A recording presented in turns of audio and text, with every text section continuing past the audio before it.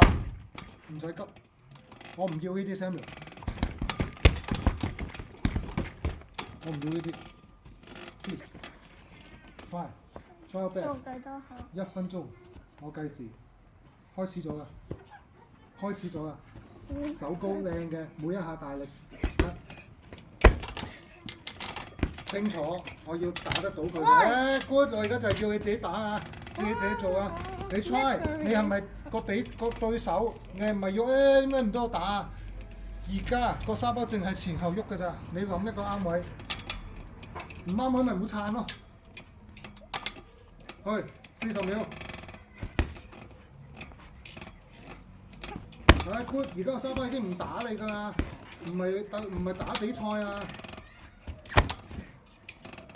就係得你 control 佢㗎。good， 我要全部俾力，慢啲唔緊要，全部俾力，全部俾力。good， 諗下自己做緊乜嘢，仲有20秒。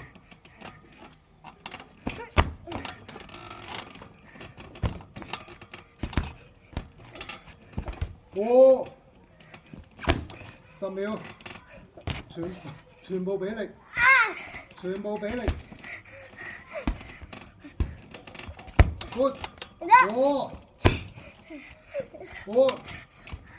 秒，4、3、2、1。我想講俾我呢個咧，我點解我呢幾日成日要你練打沙包？知唔知點解？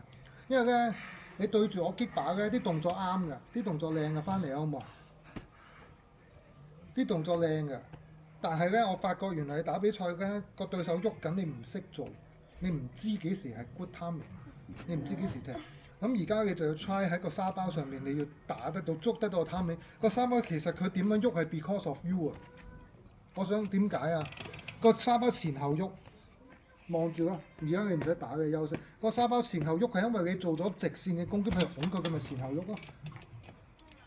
個沙包有輕微左右喐，係因為我踢嘅，佢就有左右喐咯。